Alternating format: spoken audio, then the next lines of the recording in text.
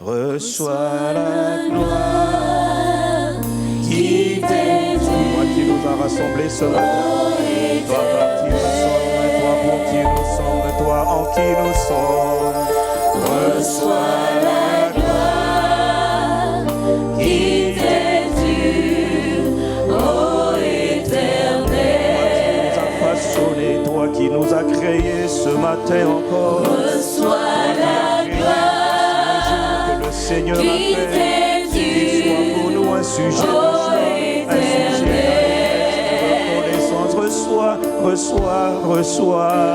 Reçois la gloire qui t'est due, ô Éternel. Reçois la gloire qui t'est due, ô Éternel. Notre Seigneur et notre Père, reçois la gloire qui t'est due, ô Éternel. Reçois ce matin, reçois de nos cœurs, reçois la gloire qui t'est due, ô Éternel. Notre souverain suprême, notre maître et notre Père.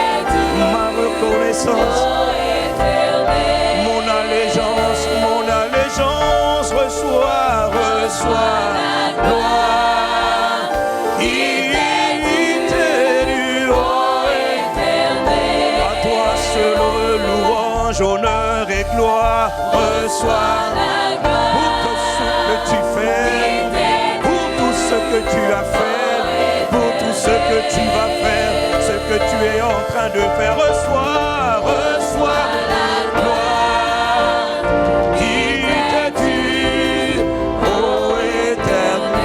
Pour tout ce que tu fais, ce que tu feras, reçois la gloire qui t'est due, ô Éternel. À toi seul louange, force, splendeur, majesté. Reçois la gloire qui t'est due, ô Éternel. D'un cœur sincère, reçois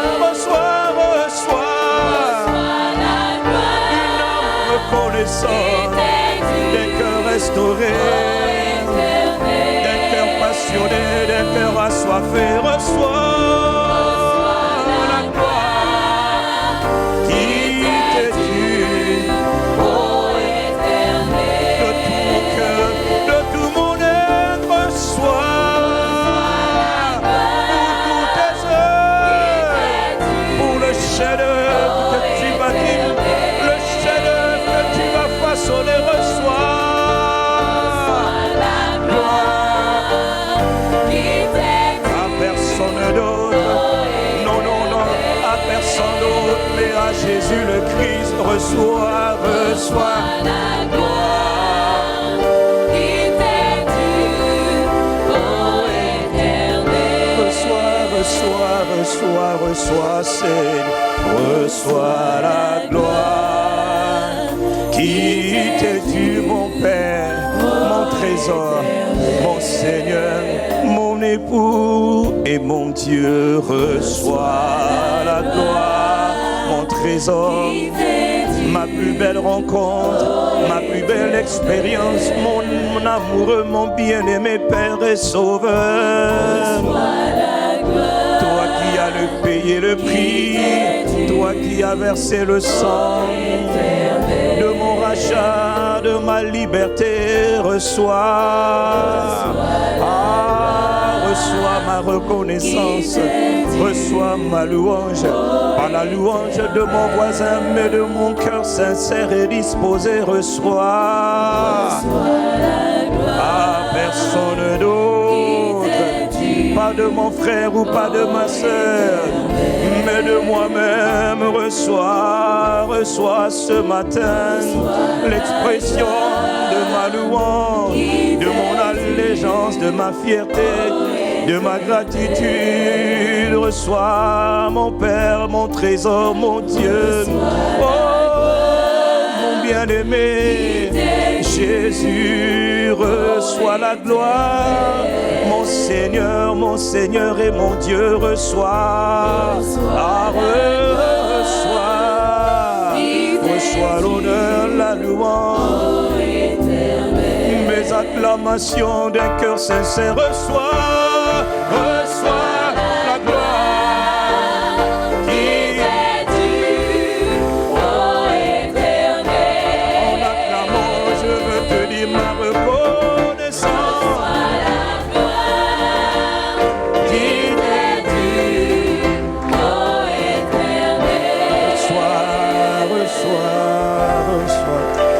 Reçois la gloire qui t'est due, ô Éternel, mon secours, Éternel, mon Seigneur et mon Dieu, Seigneur, mon appui, mon bouclier, ma forteresse et mon libérateur, mon bien-aimé. Reçois la gloire qui t'est due, ô Éternel, mon Seigneur et mon Dieu. Chantons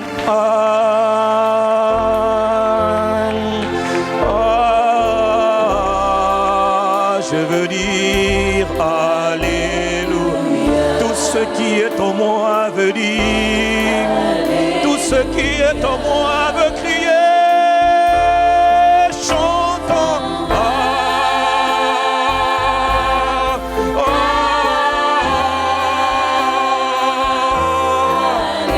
que tout ce que je suis, que tout ce qui est créé dans le Congo s'écrit.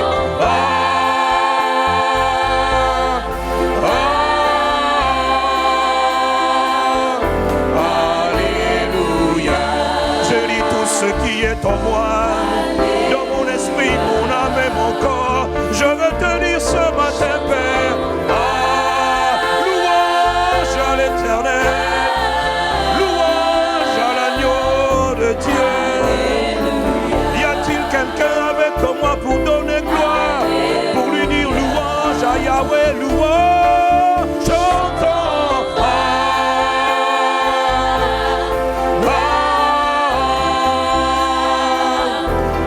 Alléluia.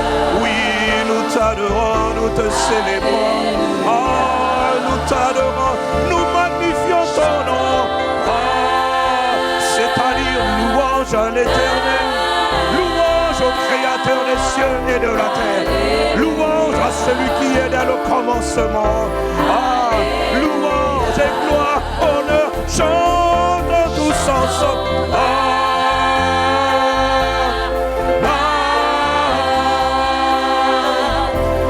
Alléluia. Moi je n'ai pas honte de te célébrer. Encore et encore, je te célébrerai dans l'assemblée chantant.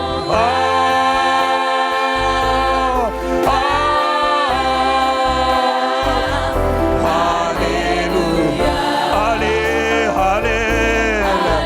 Allez, encore une fois, voilà pourquoi ce matin chante.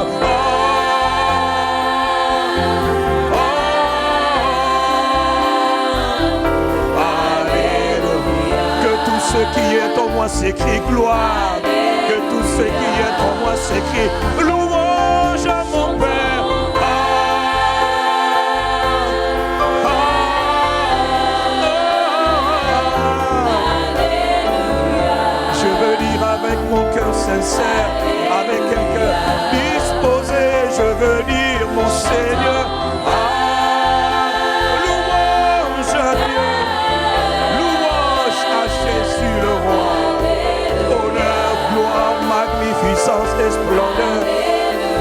domination, majesté, domination, souveraineté.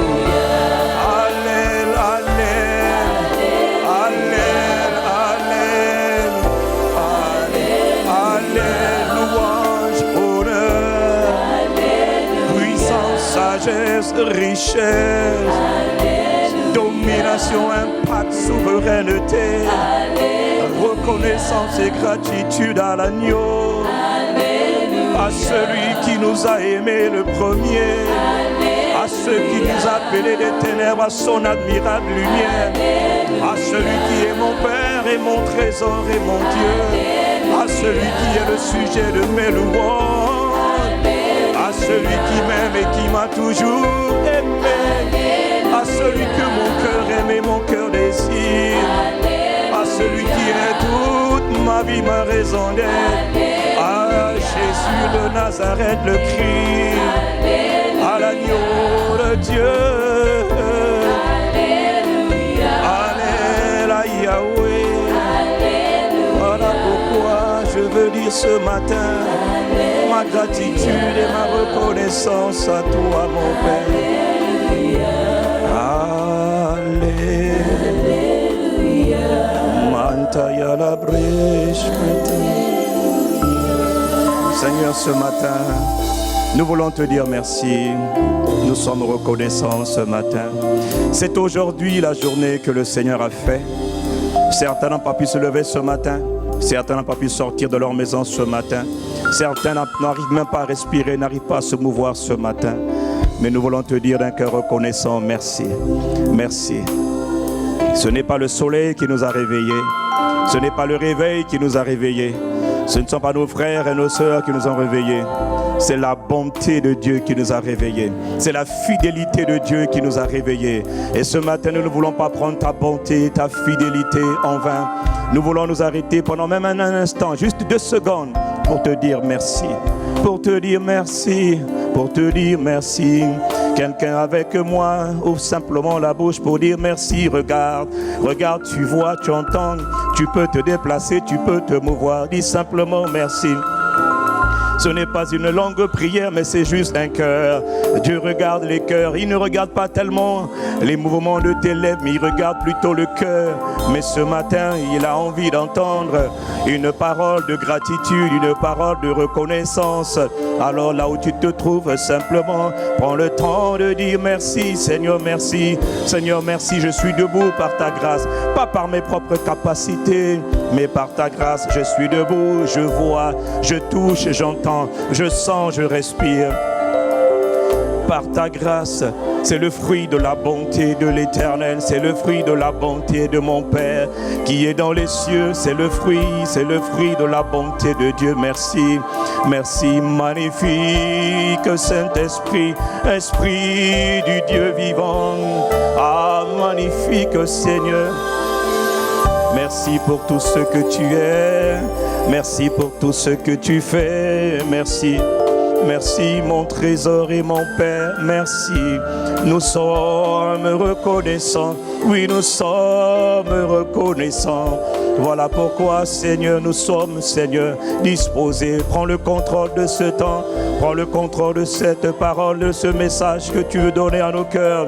Toi qui nous donnes encore la nourriture ce matin, pour que nous vivions la nourriture, pour que nous vivions, tu as dit que l'homme ne vivra pas de pain, de beefsteak, de jambon, de fromage, mais l'homme se nourrira d'abord, avant tout, essentiellement, de la parole de Dieu, de toute parole qui sort de la bouche de Christ, de toute parole qui sort de la bouche de Dieu. Alors ce matin, nous t'invitons, Seigneur, instruis-nous, parle à nos cœurs, fais-nous manger ce matin la nourriture de notre esprit, c'est-à-dire notre véritable être. Instruis-nous par ta parole, donne-nous de méditer, de comprendre ta parole. et que ta parole nous transforme, nous métamorphose, nous restaure, nous délivre, nous guérit par la puissance de ta parole, Seigneur. Parce que la parole contient la vie de Dieu. En elle était la vie. La parole, c'est le Seigneur de gloire. Seigneur, pas à nous. Non, non, non. Non, non, jamais. Pas à nous. Pas Impact Centre Chrétien. Pas à l'Église. Mais au Roi de gloire, immortel, invisible, seul Seigneur et seul Dieu. Maintenant, hier, aujourd'hui, demain, soit toute louange, honneur, gloire, acclamation, splendeur, célébration, contemplation, beauté, majesté, domination, gouvernement, souveraineté à l'agneau de Dieu, au Roi de gloire. Oui, notre Père, que ton règne vienne, que ta volonté soit faite au Congo, que ta souveraineté soit établie dans tout le pays, dans toute l'Afrique centrale. Oh notre Père et notre Dieu, à toi louange, à toi honneur et gloire. Oui, y a-t-il quelqu'un avec moi pour acclamer le Seigneur notre Dieu? Y a-t-il quelqu'un avec moi pour célébrer, pour lui dire qu'il est digne de nos louanges, digne de régner sur tout l'univers? Nulle des personnes n'est semblable à lui.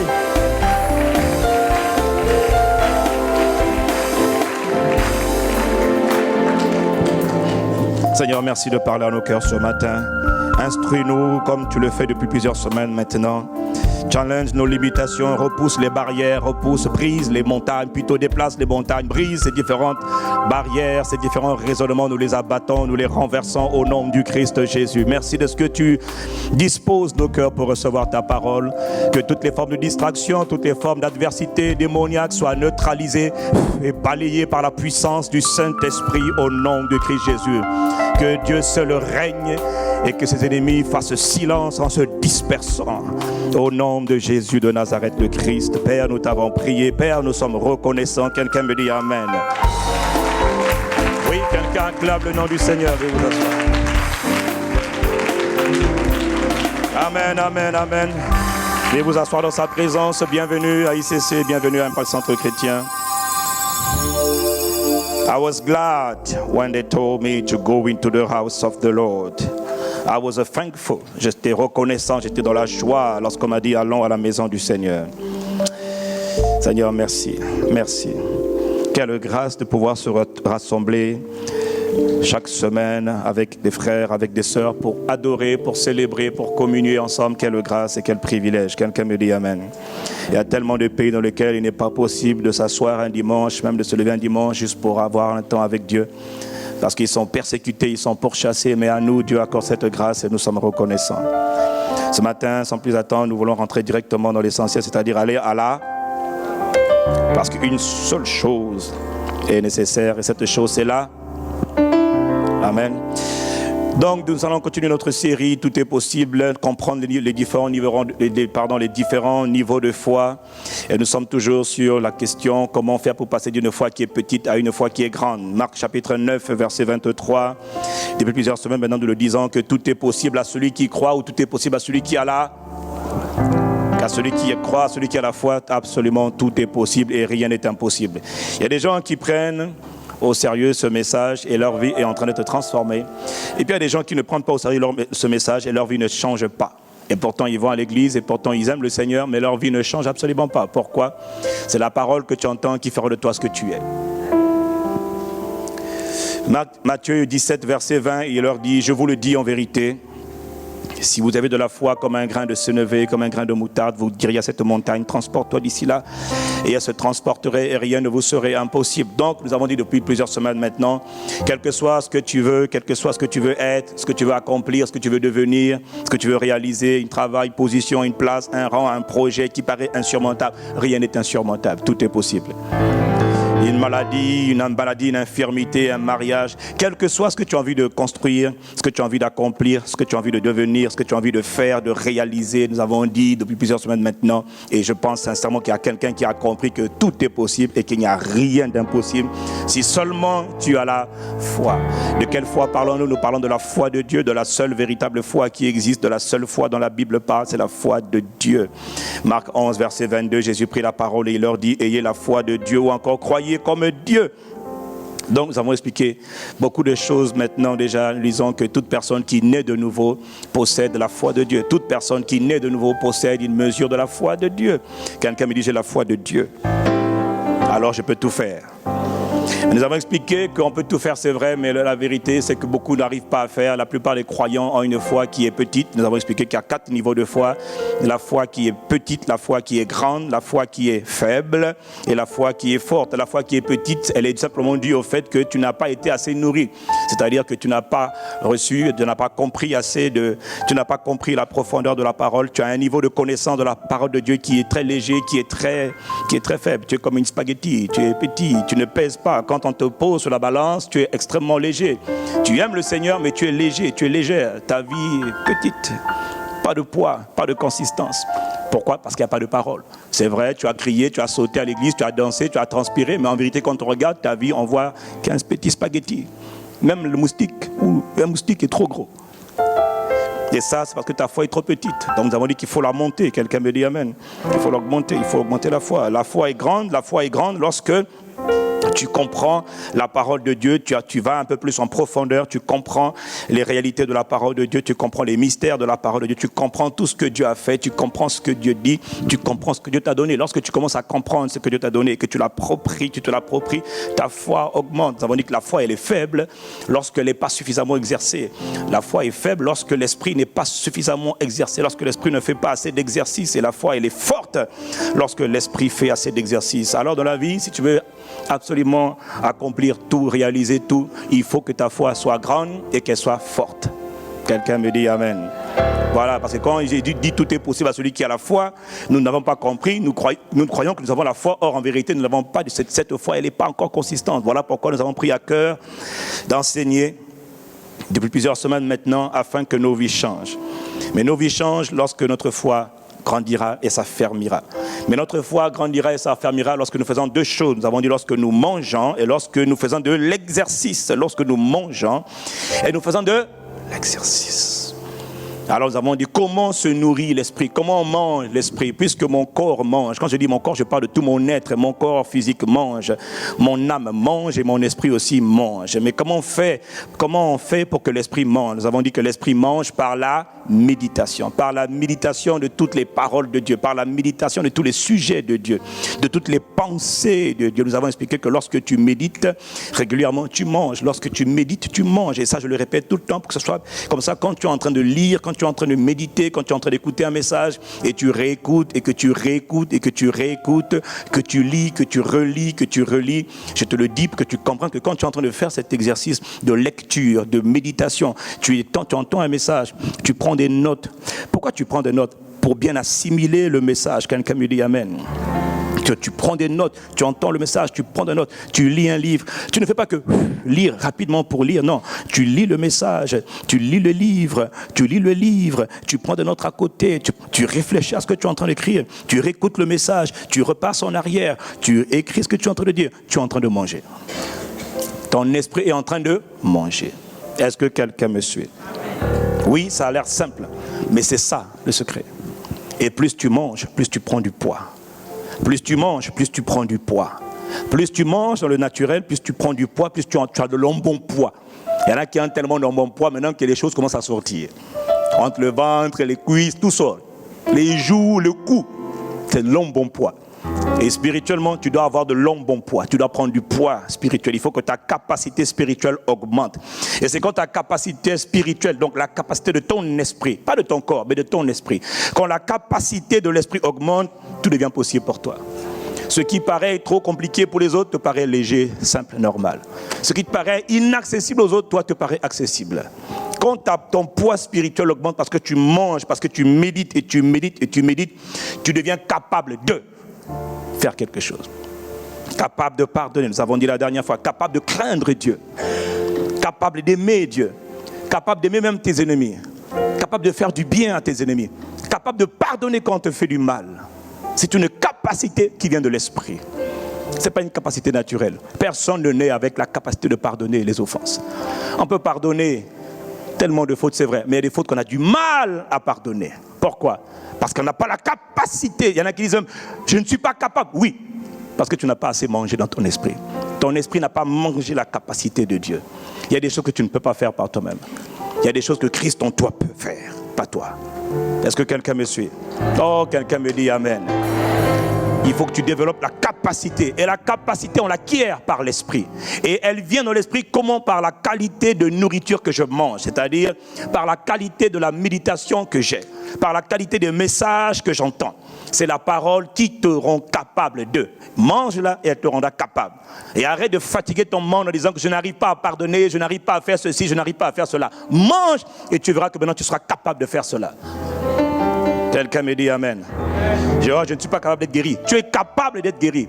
Si ton corps a une quelconque maladie, vraiment il y a tellement de choses à expliquer, il y a tellement de choses à dire. Mais ce que je vous dis là, c'est la base. Puis après maintenant, vous allez à la maison, vous méditez sur ces choses. Pour que la parole devienne chère en vous. Qu'elle vous rende capable de faire. Il n'y a rien que tu ne puisses faire sans la parole de Dieu. Pourquoi? Parce que c'est elle qui t'a créé. La voiture ne peut pas rouler sans carburant.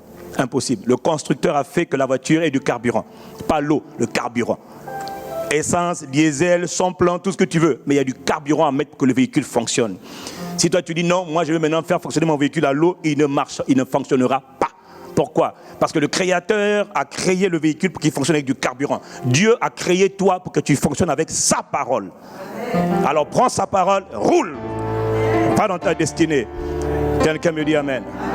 Tu vas à l'église tous les jours, mais on ne t'a pas dit de prendre la parole et de l'appliquer à toi-même et puis de foncer. Je te le dis, prends la parole de Dieu. Prends pas le pasteur, prends la parole. Prends pas les frères et les sœurs, ça c'est bien, mais d'abord la parole. D'abord la parole. Et c'est la parole qui te façonne et qui te fait progresser. Amen.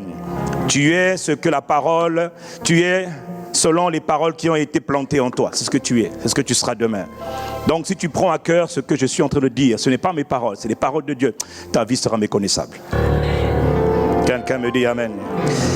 Nous parlons depuis plusieurs semaines, depuis quelques semaines maintenant, de l'échange divin. Nous avons expliqué la semaine dernière qu'après la chute de l'homme, après la chute de l'humanité, après la chute de Adam, le corps, l'homme s'est révolté contre Dieu et contre la loi de Dieu. Et toutes les fois que l'homme se révolte contre Dieu et contre sa loi, l'homme reçoit ce qu'on appelle la punition ou encore le châtiment qu'il mérite. Pourquoi? J'ai dit à chaque action se produit une réaction. Chaque entrée produit une sortie. Quelqu'un me dit Amen. Et nous avons dit que l'une des formes les plus graves de punition, depuis 2 ou 3 semaines maintenant, nous avons dit que l'une des formes les plus graves de punition qui existent est ce qu'on appelle la malédiction de la loi. Il existe une multitude de malédictions, c'est vrai. Mais toutes les malédictions découlent d'une seule malédiction, d'une seule, pas de deux, d'une seule. Et celle-là, on l'appelle la malédiction de la loi. C'est celle qui découle du péché. C'est celle qui vient du péché, qui existe à cause du péché du corps, c'est-à-dire du péché de l'homme, de l'humanité de Adam. Elle fait peser sur les humains, cette malédiction de la loi, toutes sortes de maux, toutes sortes de fléaux, toutes sortes de maux, de fléaux, de calamités, de catastrophes. Nous avons vu les semaines précédentes qu'elle fait peser les infirmités, les maladies chroniques, les maladies mentales, les maladies incurables. Elle fait peser la misère, la peur, la peur. Est-ce que tu savais que la peur était une des conséquences de la malédiction de la loi? Là où l'homme était supposé vivre en toute assurance, confiance, avec Dieu, en Dieu, pour Dieu. Maintenant voilà l'homme qui a peur des situations, peur des expériences, peur des choses. La peur n'est pas une bénédiction. Quelqu'un me dit Amen et je continue. Il y a des pasteurs qui insufflent la peur à leur brebis. Tu quittes l'église, je te maudis. La peur. Fermez la parenthèse. L'échec, la ruine. La défaite devant l'adversité, devant les ennemis, l'instabilité, le tâtonnement, la vie misérable, une vie où tu n'as jamais assez pour vivre, une vie où tu es pauvre, tu vis dans la pauvreté, tu fais beaucoup d'efforts pour peu de résultats, tu tournes en rond, tu stagnes, tu es instable, une vie où tu es toujours oppressé par les démons, par les esprits que tu ne connais même pas. J'ai vu la nuit dernière quelqu'un qui me courait après, un serpent me courait, un chat noir me poursuivait, j'étais en train de fuir. Pasteur, que dois-je faire? Les oppressions constantes, les oppressions permanentes, les ruptures, les stérilités, etc., les humiliations en permanence. Toutes ces choses, ce sont des fléaux. Quelqu'un me dit les fléaux. Ce sont des mots. Quelqu'un me dit les mots qui pesaient sur l'humanité. Pourquoi? Parce que l'humanité s'est rebellée. Parce que l'homme s'est rebellé. Quand je parle de l'homme, je parle de Adam, mais en Adam, nous étions tous en Adam. Nous avons expliqué ces choses. Est-ce que quelqu'un me suit? Et nous avons expliqué que lorsque Dieu voit la terre, Dieu voyait qu'un seul corps, c'est-à-dire Adam. Et c'est précisément ce mal, ces fléaux, ces maux qui minent la race humaine, qui minent l'espèce humaine. C'est pour ces maux que Dieu décide de descendre sur la terre.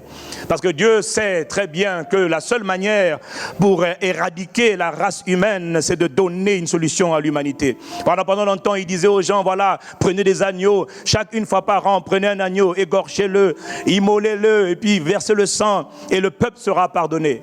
Lorsque Dieu voyait toutes ces choses, c'était bien, mais à un moment donné, il fallait que Dieu descende, parce qu'il fallait que Dieu accomplisse le sacrifice ultime. De la même manière qu'Abraham allait sacrifier son fils, Dieu a sacrifié son fils pour sauver l'humanité. Nous avons expliqué la semaine dernière que Dieu n'a pas une multitude de recettes ou de solutions pour guérir, pour restaurer l'homme, pour délivrer l'homme de tous les fléaux qui minent la surface de la terre. Dieu n'a qu'une seule réponse, et la réponse de Dieu, c'est Dieu lui-même. Est-ce que quelqu'un me suit? Dieu a offert Dieu comme sacrifice unique afin de ôter le péché de l'humanité. Voilà pourquoi quand ils l'ont vu, ils ont dit, voici l'agneau de Dieu qui enlève tout le péché de l'humanité. Pourquoi? Parce que c'est le péché qui a emmené la mort. C'est le péché qui a emmené la dévastation. Le péché qui a mené la ruine sur l'humanité. C'est le péché qui a emmené la malédiction de la loi. Et Christ est descendu afin d'accomplir le seul et unique sacrifice. Il n'y en a pas deux. Pas la peine de continuer à tuer les moutons tous les ans, ça ne sert à rien. L'agneau a déjà été immolé une fois pour toutes. Quelqu'un me dit Amen. Nous avons dit que le récit le plus complet de ce qui a été accompli à la croix nous est donné par Ésaïe 700 ans avant son accomplissement. Et nous avons dit que le but divin accompli à travers le sacrifice de Christ est résumé dans Ésaïe 53 au verset 6 où il nous dit nous étions tous errants comme des brebis, nous étions tous perdus, chacun de nous suivait sa propre voie, mais l'Éternel a fait retomber sur lui et sur le Christ la faute, l'iniquité, la rébellion de nous tous. Et je vous ai dit que le mot avant en hébreu veut dire non seulement que Jésus a pris sur lui les péchés de l'humanité, mais aussi qu'il a enduré toutes les conséquences maléfiques du péché. Toutes les conséquences maléfiques du péché ont été portées sur Jésus, ont été déposées sur Jésus. Ce qui veut dire quoi? Puisque ça a été mis sur Jésus, ça veut dire que tu n'as plus le droit de les prendre sur toi. Quelqu'un a raté une bonne occasion de dire Amen. Alors nous avons expliqué, mais où cela a-t-il eu lieu? Nous avons expliqué que cela a eu lieu sur une montagne qu'on appelle la montagne, plutôt sur un mont qu'on appelle le mont Golgotha. C'est là où il s'est produit ce qu'on appelle un transfert invisible, un échange invisible, un échange qu'on appelle l'échange divin. L'échange divin nous parle d'un transfert invisible qui s'est passé à la croix. À travers cet échange, ce croisement, à travers ce transfert invisible, à travers cet échange, tout le mal qui était destiné à la race humaine avec toutes ses conséquences maléfiques, tout le mal, tout le malheur de toute l'humanité est parti sur Christ, Jésus de Nazareth. Et tout le bien que Dieu avait prévu pour toute la race humaine est parti sur l'humanité. C'est quelle humanité? L'humanité qui croit en celui qui a porté, qui a accompli le sacrifice. Pas sur toute l'humanité, sur l'humanité qui croit. Est-ce que quelqu'un me suit? Est-ce que quelqu'un me suit? Tu ne crois pas, c'est-à-dire que tu n'as pas la foi en Christ, tu n'as pas donné ta vie à Christ, ça ne s'applique pas encore à toi. Et nous avons expliqué que celui qui donne sa vie à Christ devient enfant de Dieu. Est-ce que quelqu'un me suit? Voilà pourquoi Jésus est appelé le sauveur de l'humanité. Hey, mon frère, le sauveur de l'humanité. Dans le livre de Luc, chapitre 2, verset 10, il dit, l'ange leur dit, ne craignez point, car je vous annonce une bonne nouvelle, qui sera pour tout le peuple le sujet d'une grande joie. C'est qu'aujourd'hui, dans la vie de David, il vous est né un sauveur. Quelqu'un me dit un sauveur. Il vous est né un sauveur. Quelqu'un me dit un sauveur. Qui est le Christ, le Seigneur. Dans la ville de David, il vous est né à Bethléem un sauveur. Quelqu'un me dit un sauveur. Quelqu'un me dit mon sauveur. Mais quel sauveur? Celui que le Père a envoyé pour racheter, pour enlever tout le mal, tout le malheur qui minait toute la race humaine. Il fallait qu'il y ait un sauveur. Et nous, Jean 4, verset 14, et nous avons vu et nous attestons que le Père a envoyé le Fils comme sauveur du monde. Mais à quel moment le sauveur a donc accompli son œuvre de salut?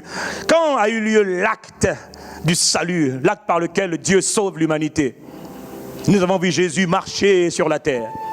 À partir de 30 ans, il rentre dans le ministère, opère des prodiges, opère des grands miracles, fait des choses extraordinaires, fait des choses merveilleuses. Il voit les malades et il les guérit. Il voit les aveugles et il les guérit. Il voit les infirmes et il les guérit. Il voit les morts, il les ressuscite. Il voit les gens qui ont faim, il leur donne à manger. Il était tout, il avait les réponses à tout. Est-ce là qu'il est venu accomplir le salut?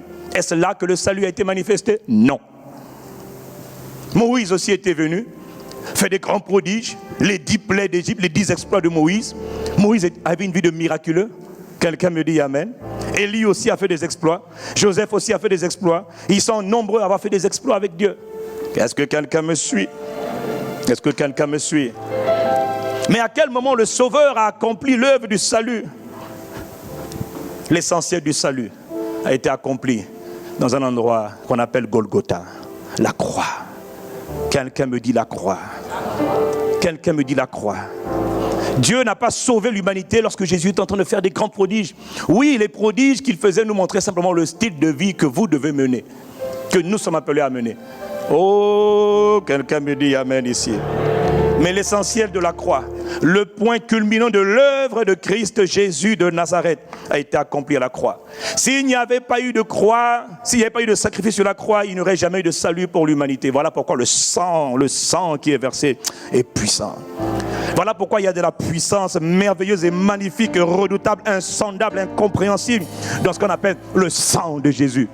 Oui, toi tu dis le sang de Jésus, tu ne comprends pas. Mais dans le monde de l'esprit, et même dans le monde du naturel, celui qui comprend la puissance du sang est puissant. Oh, quelqu'un me dit Amen. Tout est dans le sang. Rien n'aurait changé sur la terre si le sang de l'agneau de Dieu, si le sang de Dieu n'avait pas été versé, rien n'aurait changé. Il aurait fait des grands miracles, de grands prodiges, mais nos vies n'auraient pas été transformées. Est-ce que quelqu'un me suit? La mort n'aurait pas été vaincue. L'intimité avec le Père n'aurait pas été restaurée. Les délivrances, les guérisons n'auraient pas été établies. Est-ce que quelqu'un me suit? Donc c'est bien, mon frère, ma soeur, de chercher une religion. Si tu cherches une religion, tant mieux pour toi. Je suis content pour toi. Mais Christ n'est pas venu pour faire une religion, pour établir une religion, quelle que soit la religion. Dieu n'a pas envoyé quelqu'un pour établir une religion sur la terre. Quelqu'un me dit un bon amen. Si tu cherches un prophète, tant mieux pour toi. Mais Christ est bien plus que cela. Tu cherches un faiseur de miracles, un guérisseur, un délivreur. Christ est bien plus que cela. Christ est le sauveur de l'humanité tout entière. Mais ceux qui croient seulement. Seulement ceux qui croient. Voilà pourquoi la Bible dit, il n'y a de salut en aucun autre. Le salut n'est pas chez papa, chez Coco, chez maman, chez les ancêtres. Le salut n'est pas dans les œuvres divinatoires. Au contraire, là-bas c'est même l'enfer. Le salut n'est pas dans les sociétés secrètes. Le salut se trouve en Christ. Car il n'y a de salut en aucun autre. Bon, si tu ne me crois pas, continue de chercher. Il y en a qui ont cherché, qui ont cherché. Ils ont tourné, erré. Ils ont dit finalement, j'ai compris où se trouve le salut. C'est en Jésus-Christ. Quelqu'un me dit Amen. Alors, est-ce que tu comprends? Ça veut dire quoi? Jésus m'a sauvé. Jésus sauve. Vous voyez, la plupart des croyants, la plupart des chrétiens ne comprennent pas ce qu'on appelle le salut. Quelqu'un me dit le salut. Quelqu'un me dit le salut. Le salut a été acquis à la croix. À la croix. Mais beaucoup ne comprennent pas le salut. On ne comprend pas le salut. Beaucoup pensent que le salut, c'est quand je suis né de nouveau. Mais c'est là que le salut commence. Mais ça ne fait que commencer. Ce n'est pas la fin, ce n'est pas la destination, c'est le commencement de toutes choses, le salut. Ça commence par la nouvelle naissance, mais ça se poursuit. Est-ce que quelqu'un me suit? Et la plupart des croyants ne comprennent pas. Pourquoi ils comprennent? Parce que c'est trop beau pour être vrai. Ça semble trop beau, trop magnifique, trop merveilleux, trop excellent. Le Seigneur m'a donné une image il y a quelque temps. Il m'expliquait, il me donnait une image, il me disait, tu vois, mon peuple, si je devais donner une analogie, imaginez un pays dans lequel la plupart des habitants sont dans une prison. Ils sont tous prisonniers dans la plus grande prison centrale du pays. Tous ils sont prisonniers. Et un jour, le chef de l'État décide de se sacrifier. Le chef de l'État prend son fils. Il dit, pour libérer tous les prisonniers, il faut que je fasse mourir mon propre enfant. Quand je vais faire mourir mon propre enfant, je vais faire un décret, je vais prendre une loi qui va décréter que tous les prisonniers maintenant sont libres. Alors, de l'État de ce pays, voyons la grande prison qui contient presque tous les habitants du pays, décrète que son fils soit sacrifié. Alors, il sacrifie le fils. Et quand il voit le fils, il a mal, mais il dit au moins le fils est mort. Un seul doit mourir pour tout le monde. Tout le monde ne doit pas mourir. Parce que Dieu a tellement aimé le monde qu'il a donné son fils unique, afin que quiconque croit en lui, en fils, ne périsse point. Celui qui croit au fils ne périt pas. Celui qui croit au fils ne meurt pas. Celui qui croit au fils est délivré de la malédiction et de la malédiction de la loi. Est-ce que quelqu'un me suit? Alors le Père accomplit l'œuvre. Tout est fini. Tout est accompli. Maintenant le Père, en tant que roi, en tant que chef suprême du pays, promulgue une loi. Désormais, dans tout le pays, tous les prisonniers sont déclarés libres. Article 1. Désormais, dans tout le pays, je répète, tous les prisonniers sont déclarés libres. Désormais, article 2, dans tout le pays, tous les prisonniers qui acceptent de croire en mon fils, celui qui croit en mon fils, croit en moi. Tous les prisonniers deviennent membres de la famille présidentielle. Tous les prisonniers qui croient deviennent membres de la famille du président de la République. Désormais. Est-ce que quelqu'un me suit? Désormais, tous les prisonniers qui sortiront de prison, qui sortent de prison, ont des biens, ont des possessions. Il y a un quartier là, une ville nouvelle qui a été construite dans Brazzaville. Tous les prisonniers, s'ils sont 1 million, ils ont tous les clés de leur nouvelle maison. Et tout ce que le président dit, allez au palais pour prendre vos clés. Venez à la présidence, prendre vos clés et rentrer dans vos maisons. Dans vos maisons, il y a les meubles, il y a les chaises, il y a tout ce dont vous avez besoin. Tout est là-bas. Dans vos maisons, il y a aussi la guérison. Quand vous rentrez dans vos maisons, vous verrez la guérison. S'il y avait des démons qui vous poursuivaient, quand vous sortez de prison, ils sont d'ailleurs, quand le décret a été promulgué, eux ils savent déjà que vous êtes libre. Est-ce que quelqu'un me suit? Alors le décret a été promulgué dans tout le pays. Maintenant voilà, en termes de réaction, ce qui se passe. Premier type de réaction. Tu as les prisonniers qui sont dans leur prison. Ils ne sont pas au courant que le décret, la loi a été votée, elle a été promulguée. Ils ne sont pas au courant. Ils vivent encore comme des prisonniers, alors que la loi à l'extérieur a été publiée, promulguée. Est-ce que quelqu'un me suit? La loi a été votée, le décret, la loi promulguée, mais les prisonniers sont encore là, ils vivent. Et il y a des gardiens de prison qui les regardent. Les gardiens de prison savent que la loi a été promulguée, mais ils ne donnent pas l'information aux prisonniers. Donc tous les jours, les prisonniers sont dans la galère, dans la misère, comme si rien n'avait changé, alors que tout a changé.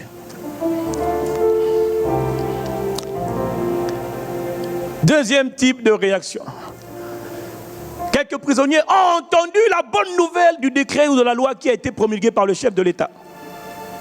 Alors maintenant ils disent, ah, les gars, on est libres. D'autres disent, tu mens, on n'est pas libre, mon gars. Ça fait 50 ans qu'on est dans la prison. On n'est pas libre. Il dit, mais j'ai entendu. Il dit, tu n'as rien entendu. On est tous prisonniers, tout va mal. Restons ici, on va mourir ici, mon gars. Toi, tu veux aller où? On va mourir ensemble. Il dit, non, moi je sors de la prison. Je quitte la prison. Tu vas où? Je quitte la prison parce que j'ai entendu la bonne nouvelle. La bonne nouvelle de la libération totale de tous ceux qui croient. Alors quand il sort de prison, dès qu'il sort de prison, tu as un gardien qui dit, hé, petit, tu vas où? Je suis libre. Ah non, repars. Ça, c'est l'histoire de beaucoup d'entre nous. Ah, je pensais que la nouvelle était donnée, la bonne nouvelle avait été promulguée. Il repart en prison. Et puis, puis Dieu merci, plutôt, il y a quelques prisonniers qui sont assez violents. Ils disent, la loi a été promulguée. Où tu vas où? Il dit, je sors. Essaie de m'arrêter maintenant. Je sais maintenant qui je suis. J'appartiens à la famille du roi. Je suis plus n'importe qui. Je ne peux pas rester dans la prison. Je ne resterai pas dans cette prison. Tu ne mourras pas. Mais ne te trompe pas. Le garde qui gardait la prison Il est tellement habitué à garder, il a besoin de prisonniers, c'est ça son activité. Que quand tu voudras partir, la peur. Il va te faire peur. Tu vas où? Reste là. Et voilà pourquoi il faut avoir la foi. Parce que pour détruire la peur, il n'y a que la foi. Oh, quelqu'un me dit amen. Et voilà pourquoi beaucoup de gens sont enchaînés, captifs, prisonniers. Dieu a tout accompli, ils ne le savent pas. Et même quand ils le savent, ils disent non, que moi je suis devenu enfant du président. C'est les autres, pas moi, si toi. J'en parle avec le cœur qui fait mal. Parce qu'ils n'arrivent pas à croire, c'est trop beau pour être vrai, et pourtant c'est vrai. Ah, quelqu'un me dit amen. Quelqu'un me dit amen. Sur la croix du calvaire, il y a eu ce qu'on appelle un échange divin. Un échange divin. Tout le mal qui était sur l'humanité est tombé sur Christ. Et tout le bien qui était sur Christ est parti sur l'humanité qui croit. Pourquoi tu n'arrives pas à croire ça? Alors nous avons dit la semaine dernière qu'il y a plusieurs points, il y a 8 faits. 8 faits, pas 8 promesses, 8 faits. Les choses qui ont été accomplies par Dieu à la croix du calvaire. Les choses qui ont été accomplies par Dieu. Ce sont des vérités. Quelqu'un me dit des vérités. Et nous avons dit qu'il faut que ton esprit médite et mange ces choses. Ton esprit doit manger ces paroles, manger ces vérités, manger ces choses que Dieu a déjà accomplies. Il ne va pas les faire, il les a déjà fait. Et j'en parle et j'en reparle et j'en reparle. Pourquoi? Pas pour que tu entendes, parce que tu as déjà entendu, mais tu n'y crois toujours pas. Alors j'en parle pour que tu deviennes quand? Que tu deviennes quand? Es-tu une femme? Oui, je suis une femme. Comment tu le sais? Parce que mes organes, d'ailleurs j'ai des organes, des membres que les autres n'ont pas. Donc je suis une femme.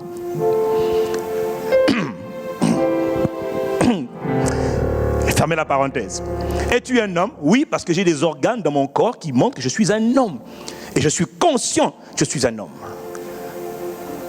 Il y a un niveau de conscience que tu dois acquérir. Et tu ne pourras l'avoir que lorsque tu prends le temps de méditer la parole de Dieu. Pas d'entendre une fois, pas d'entendre 2 fois, pas de venir le dimanche dernier, puis dans un dimanche, non. Mais d'être conscient. Quelqu'un me dit être conscient. Dis à ton voisin, tu dois être conscient des paroles de Dieu. Et nous avons donc expliqué qu'à la croix du calvaire, il y a eu plusieurs choses. Nous avons parlé la semaine dernière, nous avons parlé la semaine dernière du fait qu'il y a eu à la croix du calvaire le transfert des malédictions ou encore le rachat de ce qu'on appelle la malédiction de la loi. Christ, Galates chapitre 3, verset 13, Christ nous a rachetés de la malédiction de la loi. Il est devenu pour toi malédiction à ta place. Malédiction à ta place. Tu ne peux. Quand tu entres dans le corps de Christ, lorsque tu nais de nouveau, lorsque tu rentres dans la famille de Dieu, lorsque tu rentres dans la famille de Dieu, tu ne peux pas être maudit. Et tu ne peux pas accepter une quelconque malédiction. Je dis bien une quelconque malédiction. C'est inconcevable, c'est impossible, c'est inexplicable. Le seul problème, c'est qu'il y a des gardiens de la prison là qui te disent, tu vas où? Tu restes maudit. Et là, la plupart des gens abandonnent. Et c'est grave, et c'est pathétique. Le roi a tout fait. Mais les gens sont encore dans les malédictions. Ils acceptent encore les malédictions. Est-ce que quelqu'un me suit? Tu ne peux pas être maudit. Parce que dès l'instant où tu es en Christ, Christ est béni. Il est le Dieu fait chair. Il est le Dieu suprême. Quand tu es en lui, quand tu es membre de son corps, mon gars, ma soeur, tu es béni. Pourquoi? Pas parce que tu étais quelqu'un de bien. Non, parce que lui, il a tout fait pour toi. Est-ce que quelqu'un me suit? Qu'est-ce que tu dois faire? Tu dois juste prendre conscience. Tu dois prendre conscience. Tu dois le réclamer, tu dois le déclarer et tu dois l'arracher. Pas en luttant tous les jours, non, parce que c'est un don. Mais tu dois prendre le don avec force. Tu reçois le don de Dieu. Quelqu'un me dit, je reçois le don de Dieu. Oh, dis-moi, je reçois le don de Dieu. Tu n'as rien à faire pour ça. Tu as juste à croire et à recevoir. Combien de fois je vois des gens marcher dans la vie en pensant qu'ils sont maudits. Et le problème de l'esprit, c'est que tout ce que tu crois, tu le reçois. Quand tu crois que tu es maudit, eh bien tu sais quoi, même si le chef de l'État dit tu es béni, mais dans ta prison là, tu es sûr que tu ne peux pas être béni, eh bien tu sais quoi, tu ne sauras pas. C'est ça le problème de l'esprit. Est-ce que quelqu'un comprend de quoi je parle? Quelqu'un dit avec moi, je dois être conscient. Alors, nous avons donc dit qu'à la croix, Christ a racheté toutes les malédictions qui pesaient sur toi. Donc tu es trop béni. Dis à ton voisin, je suis trop béni. Non, dis-lui, je suis béni. Non, sois pas coincé là, détends-toi, déclache ta cravate. Dis-lui, je suis trop béni. Non, mais dis-le avec sourire. Bon, écoutez, tu as vu quelqu'un qui dit à l'autre, attendez. Lisa, dis, tu es béni. Je suis trop béni.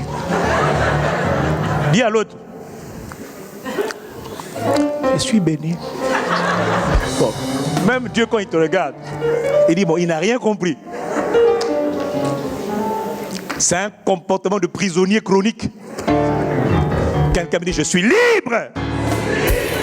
Dis, je suis trop béni. Je suis dans l'abondance. Je suis comblé.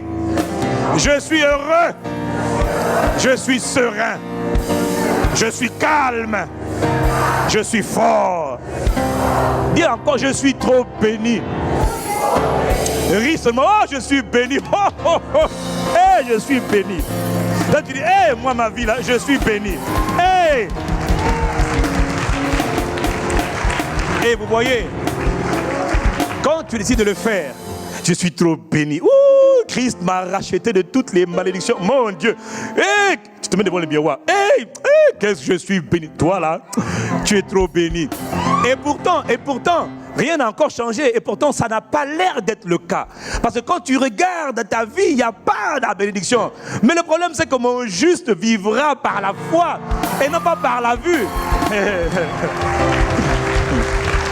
Et quand tu commences à dire, moi je suis trop béni, ça ne dépend même pas de moi, c'est ce que Christ a fait pour moi. Je suis trop béni, je suis comblé, je suis prospère, je suis épanoui, je suis heureux, je suis joyeux. Ma vie c'est l'abondance, au présent, au futur, au passé. Qu'importe d'ailleurs le passé, au présent, c'est l'abondance. Et quand tu le dis, qu'es-tu en train de faire? Tu es en train de exercer la foi. Tu es en train de exercer tu es en train de faire ce qu'on appelle l'exercice. Ça commence petit, c'est vrai, mais continue à faire de l'exercice. Parce qu'à force de faire de l'exercice, tu vas commencer à sentir de la douleur dans ta chair. C'est les muscles qui sont en train de se former. Et ta foi qui est en train de... Elle était faible. Parle la parole de Dieu. Parle la parole de Dieu. Proclame la parole de Dieu. Ne proclame pas ce que tu sens. Proclame ce que Dieu dit. Et au fur et à mesure que tu proclames, ça ne change pas encore, mais tu proclames. Ça ne change pas encore, mais tu proclames. Plus tu proclames, plus ta foi est en train de se raidir. Plus ton esprit est en train de devenir musulman, l'homme baraqué, Arnold Schwarzenegger. Tu ne resteras pas le chétif que tu es. Quelqu'un me dit amen. Plus tu parles, plus tu proclames, pas tes paroles, mais les paroles de Dieu, plus tu le fais, plus tu es en train de prendre ce qu'on appelle de la musculation. Parce que l'esprit s'exerce par la proclamation des paroles. Quelqu'un me dit amen. Est-ce que quelqu'un comprend? Quelqu'un me dit je suis trop béni. Dis-le. Et plus tu le dis, tu vois, ne le dis pas parce que tu penses que tu as des possessions aujourd'hui.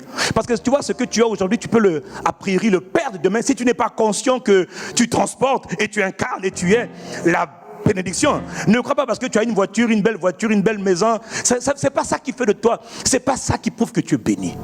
Parce que ces choses, tu peux les perdre. Mais c'est la bénédiction qui va attirer ces choses à toi. Et quand elle attire, ça ne peut pas repartir. Donc du coup, elle t'accompagne partout où tu vas. La bénédiction t'accompagne. Quelqu'un me dit amen. Je ne parle pas seulement des biens matériels, mais je parle aussi du bien-être spirituel, du bien-être émotionnel. Tu es en paix avec toi-même. Tu n'as peur de rien. Ça, c'est l'héritage des gens qui sont bénis. Oh, quelqu'un me dit amen. Ils sont remplis de confiance. Parce que tu vois, il y en a qui ont les voitures, les maisons, l'argent, mais ils ne dorment pas tranquillement. Ils sont dans la terreur, dans le tourment constamment. Parce que même l'argent qu'il a eu là, c'est compliqué. Donc il n'est pas en paix. Mais quand tu as la bénédiction de l'Éternel dans ta vie, quand tu es en Christ, tu es béni. Et quand tu es béni, tu es tranquille. Quelqu'un me dit amen. Si tu le perds aujourd'hui, cette richesse que tu avais, 3 jours plus tard, tu retrouves la même richesse. Si on t'enterre aujourd'hui, 3 jours plus tard, tu ressusciteras d'entre les morts.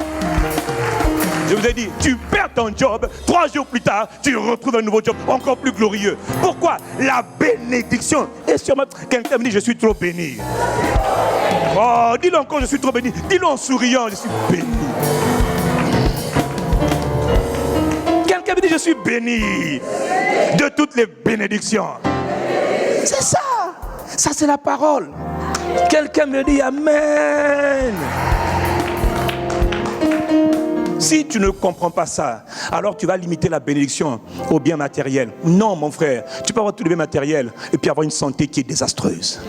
La bénédiction touche elle touche le corps, elle touche l'âme, elle touche l'esprit, elle touche la vie de tous les jours. Est-ce que quelqu'un me suit? Elle touche la vie de tous les jours et tous les domaines, esprit, âme et corps. Tu es en bonne santé. Quand la maladie vient, tu parles la parole de Dieu. Oh, tu dis, ouh, maladie, je me sens mal dans ma peau. Ma peau me fait mal. J'ai une bonne nouvelle, oh mon corps. Christ a porté mes maladies. À la croix du calvaire, il a porté mes souffrances. Je ne peux pas être maudit. Je ne suis pas malade. Est-ce que quelqu'un me suit? Il te sera fait selon ta foi. Quelqu'un me dit amen. Je n'arrive même pas à avancer. Tellement il y a quelqu'un ici qui est convaincu qu'il n'est pas béni alors que Dieu dit qu'il est béni. Et tu énerves le Saint-Esprit. Tu attristes le Saint-Esprit. Tu sais pourquoi? Tu n'as pas confiance en lui. Et ça l'attriste. Lorsqu'un enfant dit à son père, papa, je veux faire des études. Mais papa, tu es un pauvre type. Tu n'es pas capable de payer mes études. Alors je vais aller me vendre à un homme ou à une femme. Parce qu'elle prendra soin de moi, papa. Papa, tu es incapable. Tu ne vaux rien pour moi.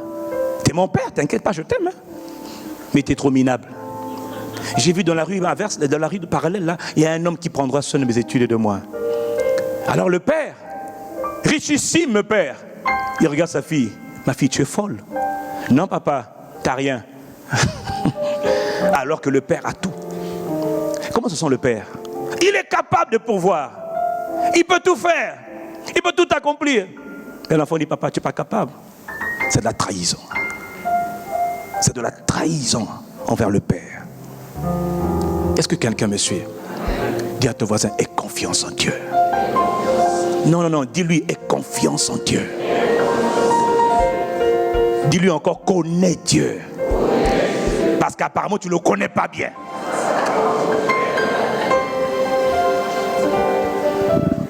Allez, quelqu'un dit amen et je continue. Que s'est-il passé d'autre à la croix? La malédiction, nous avons compris que nous sommes trop bénis parce que Christ a accompli l'acte par lequel nous avons été rachetés de la malédiction. Mais qu'a-t-il accompli d'autre? À la croix,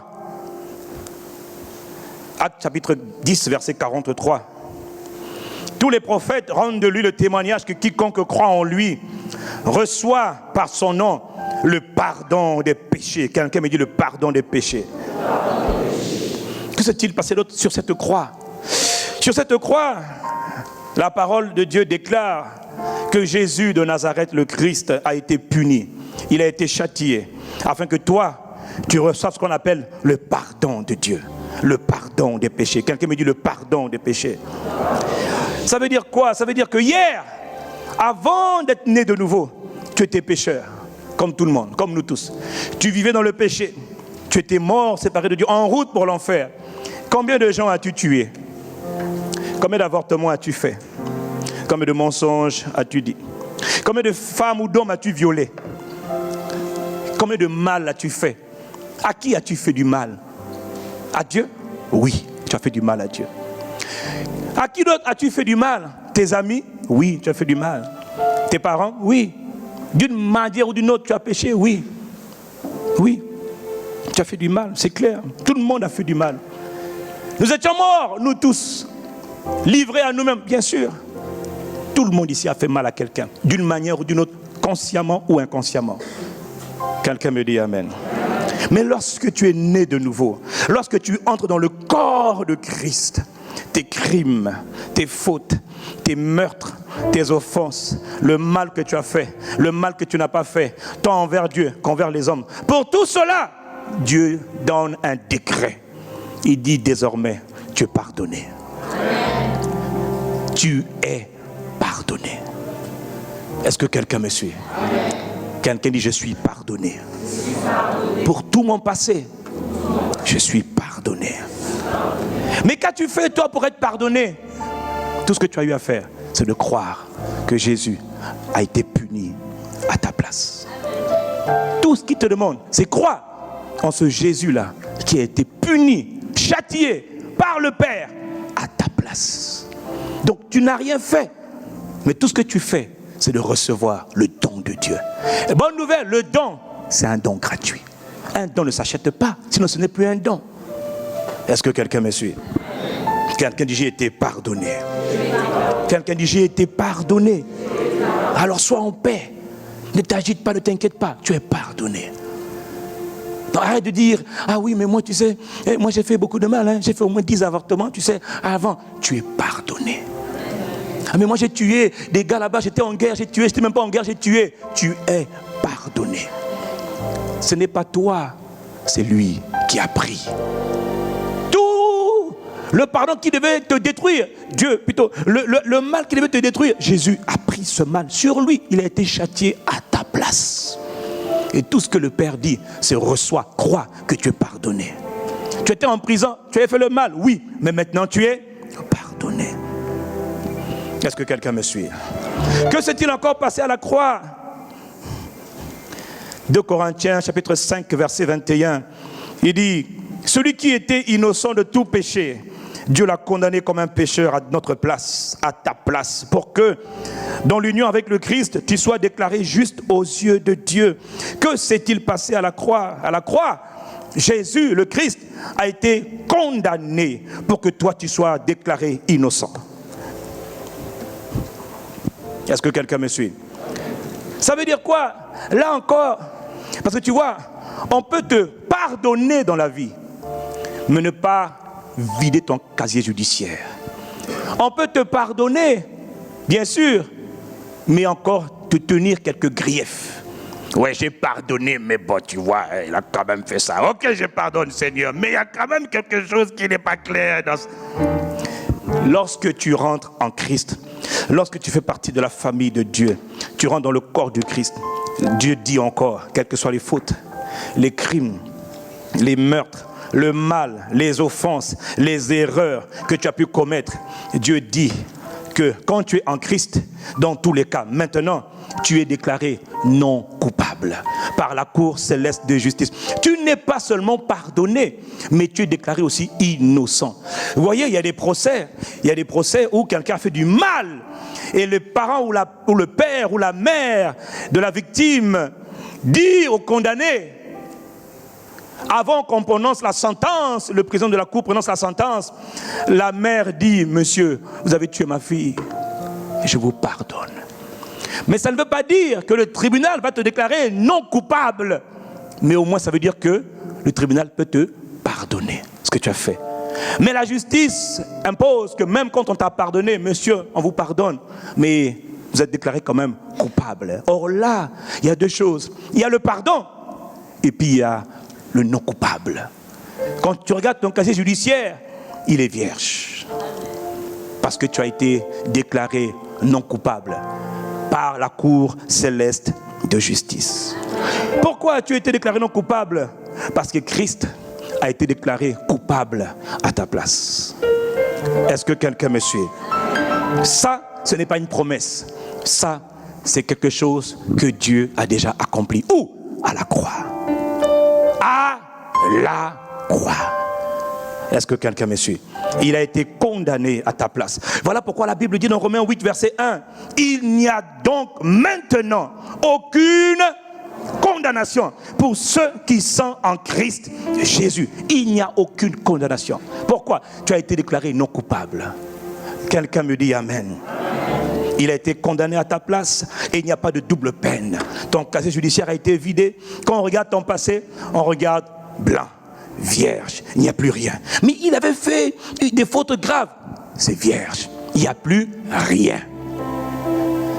Voilà pourquoi quand tu comprends ça, tu comprends alors, mon frère, ma soeur, que quels que soient les complots, les conspirations qui se passent, qui se montent contre toi depuis les profondeurs de l'enfer, ou dans quelques lieux secrets, ou dans quelques lieux de la République, ou dans quelques villes que ce soit, où les gens sont en train de juger, ils sont en train de te condamner, de t'accuser, de te juger, de te dénigrer, de te critiquer, j'ai une bonne nouvelle. Sois en paix, parce que la Bible dit, quand tu es en Christ, il n'y a plus aucune condamnation, aucun jugement, rien qui tienne contre toi. Pourquoi? Parce que tu es en Christ. Tu es membre du corps de Christ. Quelqu'un me dit Amen. Quand on te voit, on ne peut pas te condamner. Donc quand on jette même des sorts, jetons un sort sur lui, jetons un enchantement, jetons une malédiction sur lui, ça ne peut pas tenir parce que toi, tu ne vis plus. Toi, tu n'es qu'un membre du corps. Tu es le doigt qui est rattaché à un corps. Le corps là qu'on appelle Christ, il est trop béni. Et on ne peut rien faire contre lui. Mais quelqu'un me dit Amen. Quelqu'un me dit Amen. Le corps de Christ, Christ est la tête. Mais il est trop béni. Il est purifié. Il est sanctifié. Il est pardonné parce qu'il est en Christ. Est-ce que quelqu'un me suit? Tu dois méditer ces choses. Tu dois comprendre ces choses. Si ton mari, ta femme, tes frères, tes sœurs avaient une vie qui était pourrie avant, arrête de leur parler toujours de leur passé. Je me rappelle à l'époque quand je me suis donné au Seigneur, il y a une fille qui m'a dit « Mais je ne te reconnais pas hein? » J'ai dit « Oui, parce que je suis mort. L'ancien moi là, il est mort. Je suis une nouvelle création. » D'ailleurs, quand on te dit « Toi, tu n'as pas changé », ça c'est pas bon. Si on te dit « Mais toi, tu as changé, on ne te reconnaît plus, tu as changé », ça, c'est une bonne nouvelle. Si quelqu'un est en Christ, il est une nouvelle. Les choses anciennes sont, et voici toutes les choses sont devenues. Toi, on te dit tu ne changes pas, ce n'est pas normal. On doit te dire tu as changé. Tu as plus d'assurance. Tu as plus d'aisance. Tu brilles un peu plus. Tu es différent.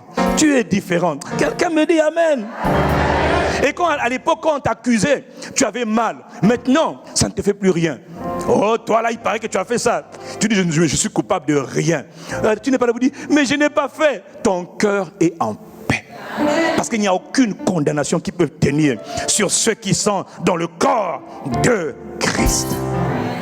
Quelqu'un me dit Amen.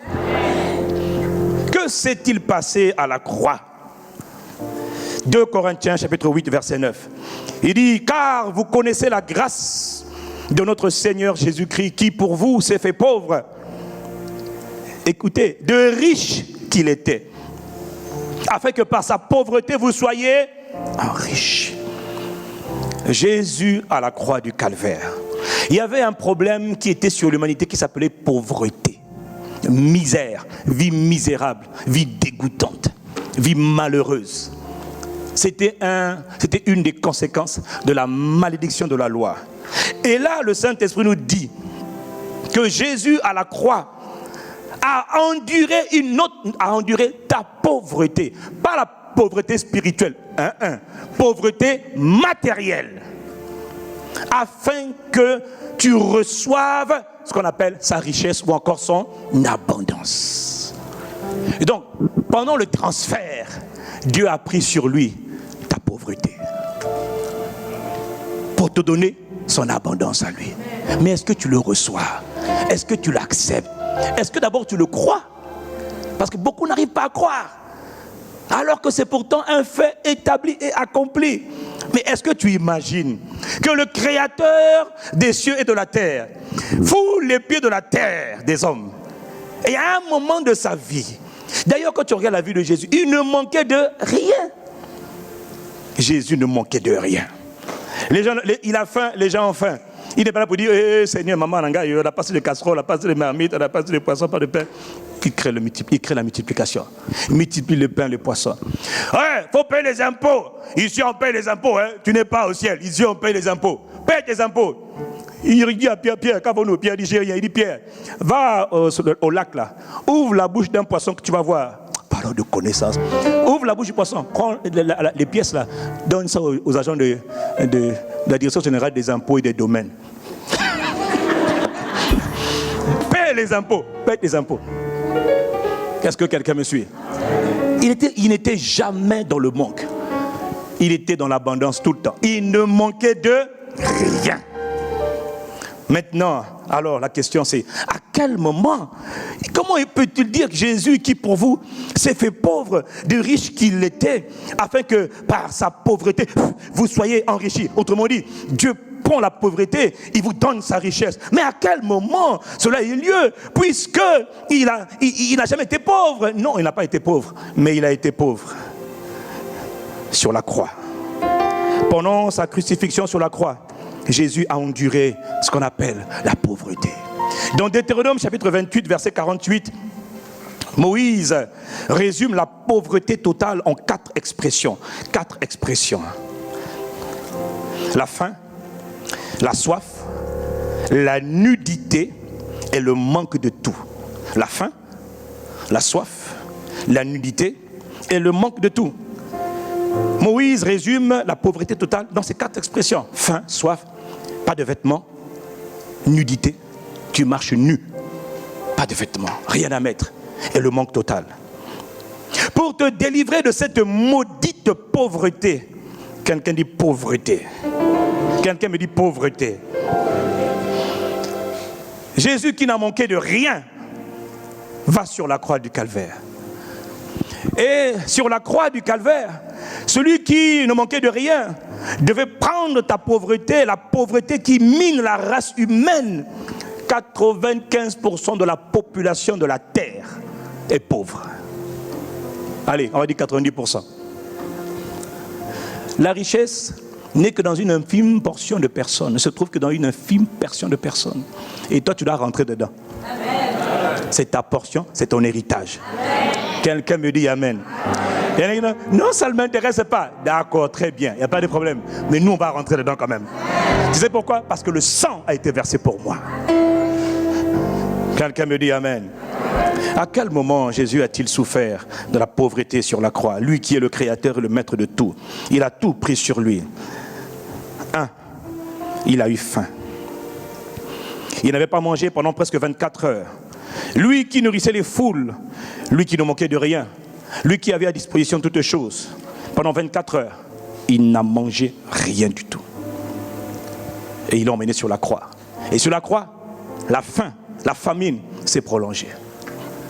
Est-ce que quelqu'un me suit? Il a eu faim. Quelqu'un me dit Jésus a eu faim. Ensuite, il a eu soif. Pendant des heures et des heures, il n'a rien bu. Et il n'a tellement rien bu qu'à un moment donné, il a dû exprimer. La faim encore, il pouvait supporter. Mais la soif était difficilement supportable. Et à un moment donné, il a dû demander à boire. Non, plutôt il a décrit dans Jean, chapitre 19, verset 28. L'une des dernières phrases qu'il a murmurées, c'est « J'ai soif. J'ai soif. » Dieu, créateur de toute richesse, de toute abondance, quel ridicule, a soif. Lui qui crée les étangs, les cours d'eau, les fleuves, les mers, les forêts. Dieu, sur la croix, a soif. Et il dit, j'ai soif.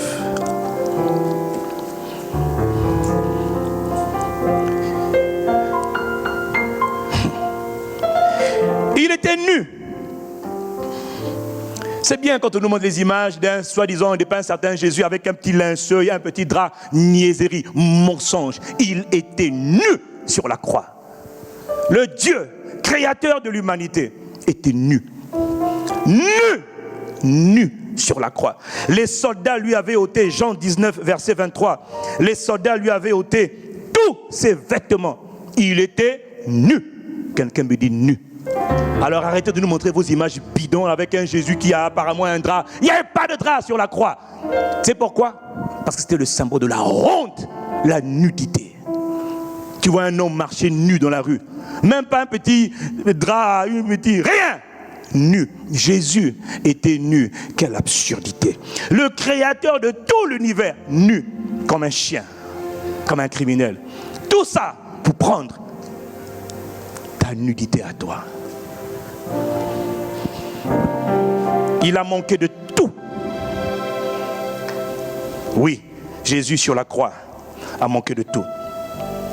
Il ne possédait plus rien, pas de vêtements. Après sa mort, il était enseveli dans un linceul et dans une tombe empruntée. Toi, tes parents t'achètent en général un cercueil. Lui, personne n'était là pour acheter un cercueil. Personne. La Bible dit d'ailleurs, tous l'avaient abandonné. Et tout ça, c'est la pauvreté. Quelqu'un dit pauvreté. Alors la Bible dit, Jésus a enduré cette pauvreté matérielle, la faim, la soif. Il était nu et il manquait de tout. Au point qu'on a même dû aller emprunter une tombe pour le mettre à l'intérieur. Mais la Bible dit que pendant qu'il prenait sur lui cette pauvreté, il te donnait toi sa richesse. Il te donnait son abondance. Mais quelqu'un me dit amen ici. Et tu n'arrives pas à croire. Il a tout fait pour toi. Et toi, tu n'arrives pas à recevoir. Mais moi, dans ma famille, on est pauvre. Mais ça n'a rien à voir avec toi. Ça a à voir avec lui. Est-ce que tu sais que si mon doigt est béni et mon doigt habite dans un corps qui est bien vêtu, qui est béni, est-ce que tu sais que le doigt aussi est béni? Est-ce que tu sais que si mes yeux font partie de mon corps et que mes yeux sont riches, plutôt que mon corps est dans la richesse la plus opulente, est-ce que tu sais que toi aussi, en tant que mes yeux, tu es dans la richesse? Parce que tu es un membre du corps. Quelqu'un me dit amen. Cet échange invisible a eu lieu pour toi. C'est pour toi qu'il a enduré la pauvreté. Et toi, tu ne veux pas t'approprier sa richesse. Et quand quelqu'un s'approprie la richesse, tu dis qu'il n'est pas normal. Il n'est plus clair. Tu ne vois pas clair. Il est suspect. Mais il n'est pas suspect. Et il n'a fait que croire en ce que Jésus a fait et recevoir ce que Jésus a fait. Amen. Quelqu'un me dit amen. Dis, je suis né maintenant pour la richesse. Et je reçois et j'accepte la richesse, l'abondance dans ma vie. Est-ce que je peux continuer? Que s'est-il passé à la croix? À la croix, Jésus a subi deux des plus cruelles formes de souffrance. Il y a des souffrances qui sont spirituelles. Il y a des souffrances qui sont physiques. Mais il y a des souffrances qu'on ne voit pas, qu'on appelle les souffrances émotionnelles. Les souffrances de l'âme. Jésus a pris à la croix du calvaire, il a subi deux formes de souffrances les plus cruelles. Des blessures, les souffrances de l'âme. Quelles sont ces souffrances? La honte et le rejet. Voilà pourquoi dans Hébreux 11, je ne vais pas le lire, verset 26 et Hébreux 13, verset 13, il explique que Jésus a porté ta honte, ton humiliation, afin que toi tu partages sa gloire, son élévation. Dans la vie, quand tu es en Christ, tu ne peux pas vivre avec la honte, avec l'humiliation permanente. Ça, c'était hier, quand tu étais sans Christ. Parce que Christ a pris la honte, l'humiliation qui était sur toi. Il a pris sur lui et il te donne maintenant son élévation, sa gloire à lui. Mais ça se passe où? À la croix. Est-ce que quelqu'un me suit? Et Jésus a aussi enduré deux choses. La honte, d'abord, j'ai dit, mais aussi le rejet. Il dit, Jésus a enduré le rejet afin que toi tu sois accepté par le Père. Vous savez, dans notre société d'aujourd'hui, les causes de honte ou de rejet les plus répandues, les abus sexuels. Tu as été abusé sexuellement par papa, par maman, par ton oncle, par ta tante. Tu as été molesté, tu as été violé. Il y en a qui ont subi des sévices, des abus sexuels. c'est des sources de honte. Tu vis avec ça dans ton âme. Pas dans ton corps, dans ton âme. Tu as même peur de t'approcher des hommes parce que tu sais que tu as été abusé hier. Ceux en qui tu avais confiance ont abusé de toi. Ça te fait mal. Et tu ne peux même pas en parler parce qu'on n'en parle pas. Sans prendre le risque d'être condamné, d'être jugé. Et la Bible dit, Jésus a pris la honte qui est sur toi là. Il a déjà pris. Tu n'as plus à l'accepter. Est-ce que quelqu'un me suit? Tu as vécu une relation et ta relation a été brisée par le divorce ou par la séparation. Tu es victime de mauvaises accusations. On t'a accusé. Et parfois, les mauvaises accusations, il y en a qui ont honte. Parce qu'on te calomnie, tu as honte. Parce qu'on te critique, tu as honte. Parce que tu as échoué dans ton mariage, tu as honte. Tu as honte, tu as honte. Le manque d'amour. Il y en a qui ont vécu dans un manque total d'amour. Les parents t'ont mis au monde depuis ils t'ont rejeté. Ils ne t'acceptent pas. Ils te rejettent. Ceux qui t'aiment te rejettent. Ceux que tu aimes te rejettent. Et tu sens le rejet. Combien de gens ne souffrent pas à cause du rejet? Le sentiment que tu n'as aucune importance. Personne ne t'aime. Tu es là. Tu ne sers à rien. On ne t'a jamais encouragé. On ne t'a jamais valorisé. On ne t'a jamais dit que tu étais quelqu'un. On ne t'a jamais rien dit de bon. Tu en souffres. C'est la honte. Et c'est aussi le rejet. Est-ce que quelqu'un me suit? Et la Bible dit que Jésus a connu le point le plus culminant de la souffrance émotionnelle, de la souffrance de l'âme. À quel moment? Matthieu 27, verset 46. Et vers la 9e heure, Jésus s'écria d'une voix forte, il a Basadjani. C'est-à-dire, mon Dieu, pourquoi m'as-tu abandonné? Il dit même pas mon Père. Il n'arrive plus à appeler Père, celui qui est le Père. Mon Dieu, pourquoi m'as-tu abandonné? Alors qu'il était sur cette croix, oui, le Père se détourna de lui. Parce que quand le Père regardait, il voyait le péché. Il voyait le péché et la douleur d'un père qui voit l'enfant en train de souffrir. Alors le Père détourna son regard par la souffrance et par le rejet du péché. Jésus, voyant le Père depuis la croix, Père, non pas Père, mon Dieu, pourquoi m'as-tu abandonné? C'est la forme la plus cruelle de rejet. Le rejet par ton père ou par ta mère. Il y a quelqu'un qui connaît ça. Et Dieu m'envoie te dire ce matin que c'est pour toi qu'il était parti sur la croix. Il a pris ce rejet qu'on t'a fait subir. Maintenant il te dit, qu'importe si les hommes ne t'aiment pas, qu'importe si papa ne t'aime pas, qu'importe si ton maman ne t'aime pas, qu'importe si tes parents, tes oncles, tes tantes, tes amis ne t'aiment plus, qu'importe parce que tu as changé, s'ils ne t'aiment pas, ils te rejettent, qu'importe. Il dit, celui qui est le chef de l'État de tout l'univers t'a accepté. Eux ils te rejettent, mais le chef d'État, lui te dit je t'aime, tu es mon enfant, tu es mon fils, tu es ma fille. Tu as du prix à mes yeux, tu comptes à mes yeux, tu n'es pas n'importe qui. Alors eux ils te disent, on ne veut pas de toi. Mais le chef de l'État, de tout l'univers te dit, moi je t'accepte dans ma famille. Viens dans ma maison. Oh, quelqu'un me dit amen et quelqu'un acclame le nom du Seigneur.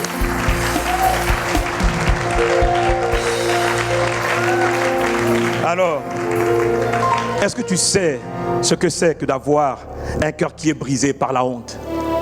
Est-ce que tu sais ce que c'est que d'avoir un cœur qui est brisé par le rejet? Brisé par le rejet. Alors que le soleil retirait sa lumière et que l'obscurité recouvrait la terre, tu voyais sur la croix, tu voyais le sang de Jésus couler sur le sol pierreux et poussiéreux. Et sous le coup de la brutalité de l'armée romaine, Dieu sur la croix, versant son sang qui coule.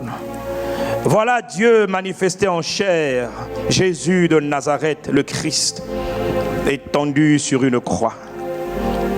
Rejeté par ses propres compatriotes, rejeté par ceux qu'il est venu sauver, rejeté par ceux qu'il aimait.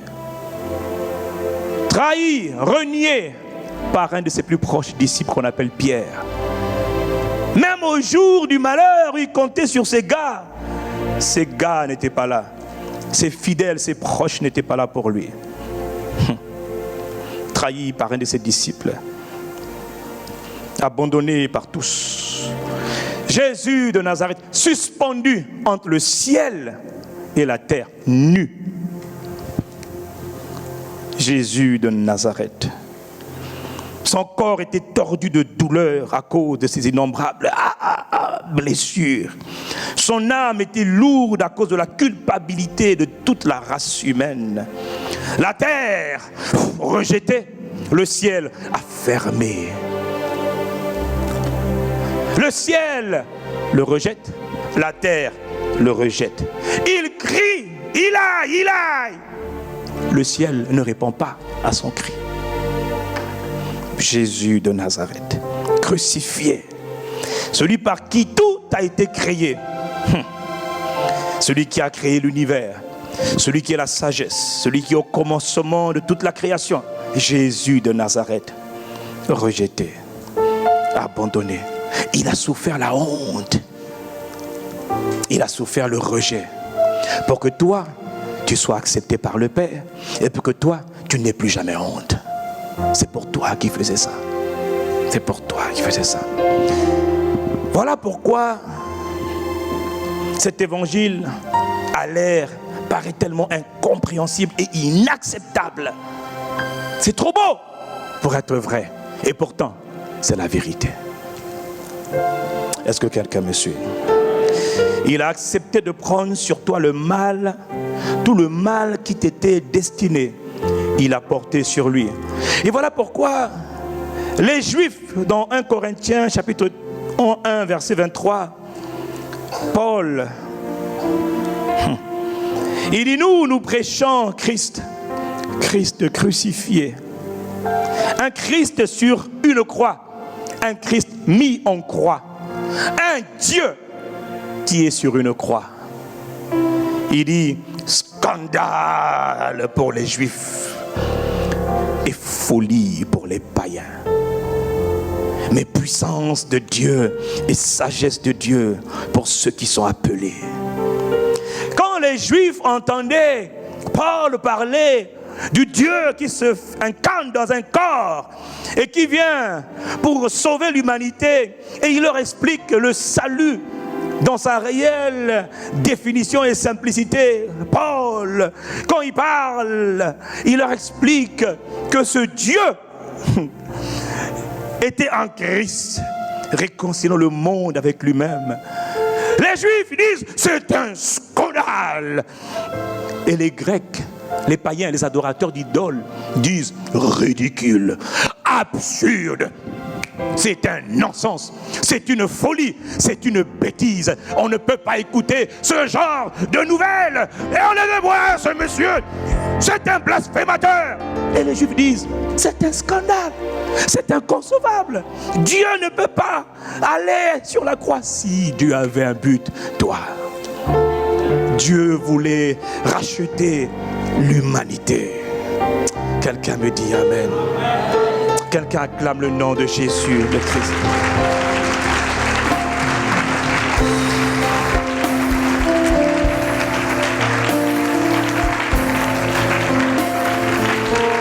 C'est pour moi, c'est pour toi. Voilà pourquoi, tu vois, devant ces cris de scandale, ces cris de ridicule, de absurde, de non-sens, de la part des non-croyants ou de la part des Juifs de l'époque, Dieu dit,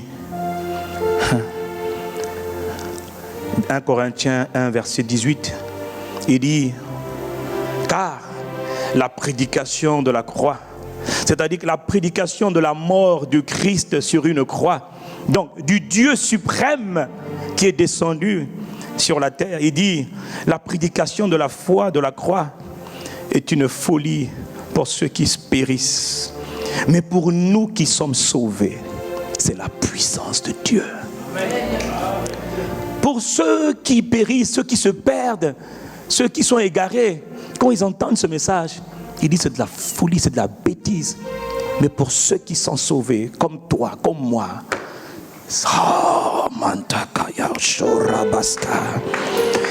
Il dit, c'est l'expression même, de l'amour de Dieu, de la puissance de Dieu. Dieu qui guérit les malades, pas parce que les malades méritent d'être guéris, mais parce que les malades ont cru que Dieu a pris sur eux les maladies. Combien AICC n'ont pas été guéris sans que le pasteur n'ait prié ou touché, juste en entendant le message de la parole? Combien n'ont pas été guéris des tumeurs, des surdité, d'aveuglement? Tout, combien n'ont pas été guéris vendredi après vendredi, jour après jour? Combien n'ont pas été totalement restaurés juste en écoutant le message de la prédication de la croix? Folie pour les autres.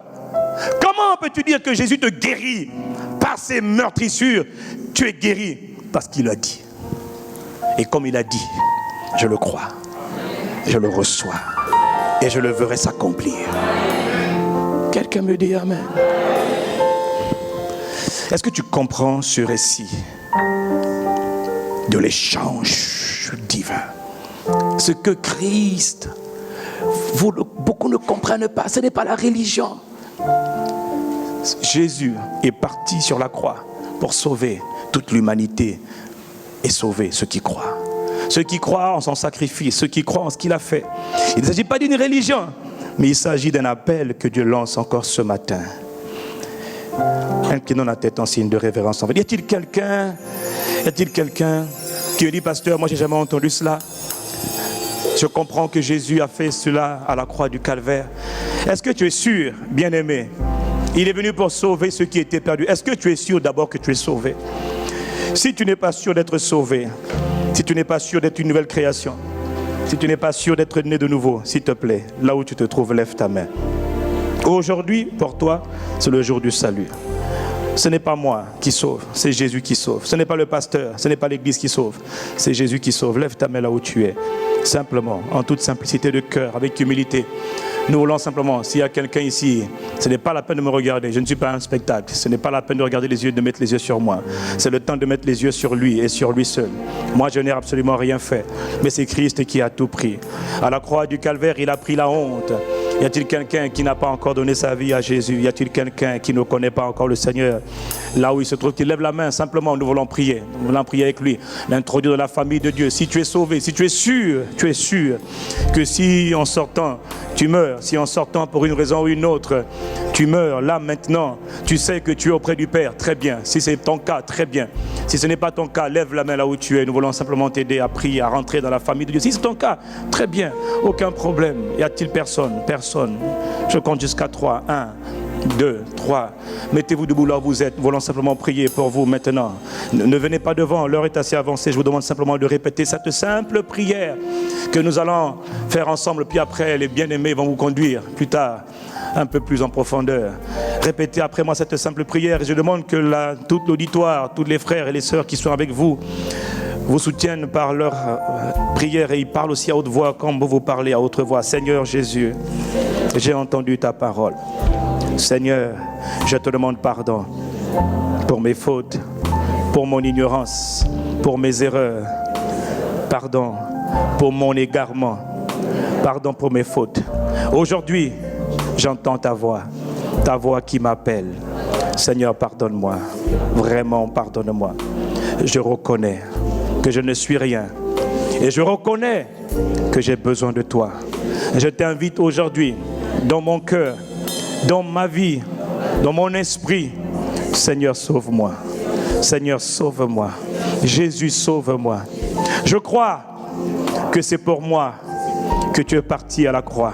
Je crois que c'est pour moi que tu as versé ton sang précieux. Je crois que c'est pour moi que tu as été sacrifié afin que je sois sauvé, afin que je sois délivré, afin que je sois préservé, afin que je sois béni de toutes les bénédictions. Je le crois dans mon cœur. Tu es mort pour moi et tu es ressuscité pour moi.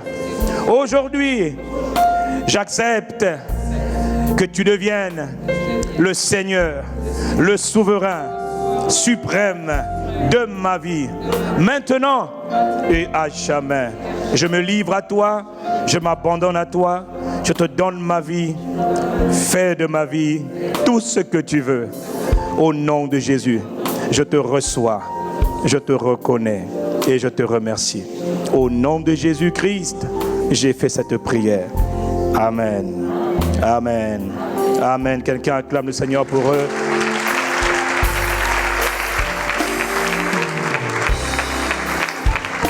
À la fin du culte, à la fin du premier service, à la fin de ce premier culte, vous qui vous êtes levés, ne partez pas tout de suite. Si vous le souhaitez, si vous le voulez, nous allons vous recevoir autour d'un d'un court entretien. Quel est notre but? Notre but, c'est simplement de vous tendre la main, comme nous aussi, on nous a tendu la main hier. Notre but, c'est simplement de vous accompagner, comme nous aussi, quelqu'un nous a accompagnés. Ce n'est pas obligatoire, mais si quelqu'un veut être accompagné, si quelqu'un veut qu'on lui tende la main, si quelqu'un veut qu'on lui prenne la main pour marcher avec lui, vous êtes plus que bienvenus. Quelqu'un me dit Amen. Inclinons la tête, nous allons simplement faire cette prière. Seigneur, notre Père et notre Dieu, nous te supplions. Voici, ce matin, tu envoies ta parole. Tu envoies ta parole dans nos cœurs. Ta parole, tu la lances comme un javelot. Mais nous te supplions. Nous te supplions. Ne nous laisse pas écouter cette parole sans être transformés par la parole. Ne nous laisse pas écouter ces choses sans que ces choses aient un impact sur nous et transforment radicalement nos vies.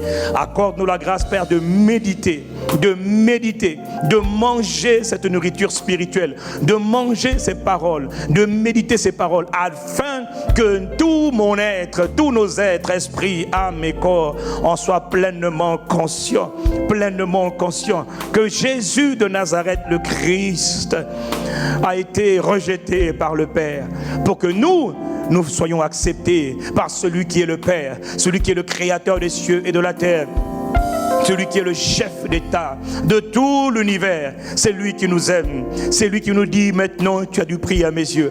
Maintenant tu comptes pour moi.